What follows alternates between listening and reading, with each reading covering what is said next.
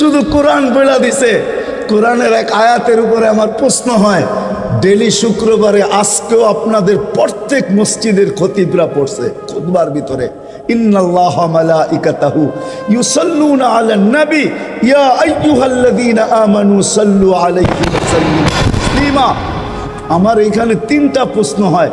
আমার প্রশ্ন হয়, আল্লাহ আমাদেরকে দুরূদ পড়তে বলতেছেন, আমরা আর কয়দিন বাঁচবো, আর কয়দিন পড়বো? আপনার বন্ধুর উপরে তারপর দুরূদ পড়বে কে? কে কে পড়বে আপনার বন্ধুর উপরে দুরূদ? আল্লাহ বলে, বেওকুফ, তুই দেখিস নাই, ফেরেশতারা পড়বে। তুই চলে গেলে কি আসে যায়? ফেরেশতা পড়বে। আমি যদি আল্লাহকে প্রশ্ন করি, আল্লাহ ফেরেশতাও তো মারা যাবে। কিতাবে তো পাই মালাকুল মউতকেও মৃত্যুর কোলে ঢোলা পড়তে হবে। সর্বশেষ উনি মারা যাবেন, ওনার পরে আর কেউ মারা যাবেন না। সর্বশেষ আল্লাহ জিজ্ঞেস করবে, মাম বাকিয়া, কে বাকি? তো মালাকুল মউত বলবে, আনা ওয়া আনতাল হাইয়ুল্লাযী লা তামুত, আমি বাকি আর আপনি চিরঞ্জীব, আর কেউ নাই। আল্লাহ বলবে, ফাতামুত আনতা, এবার তোমার পালা, তুমি মরো।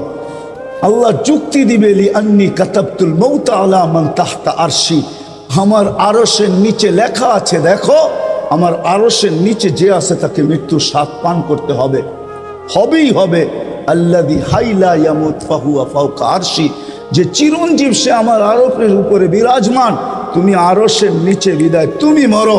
সাইয়ুলকি আলাইহি সাকারাতাল মউত, মৃত্যুর যাতনা আল্লাহ ওনার উপরে ঢালবেন, উনি জমিনে পড়বে আর একটা চিৎকার দিবে, যেখানে আছে ওইখানেই পড়বে আর একটা চিৎকার দিবে, আর বলবে, লাউ আলিমতু সাকরাতাল মউত মা কাবাসতু আরওয়াহাল মুমিনিন, মৃত্যুর যাতনা যদি আমার জানা থাকতো, তাহলে কোনো মুমিন মুসলমানকে আমি এত কষ্ট দিয়ে নিয়ে আসতাম না। মৃত্যুর এত কষ্ট। আল্লাহকে যদি প্রশ্ন করি, ফেরেশতা তো চলে যাবে, তো আমাদের নবীজির উপরে দুরূদ কে পড়বে?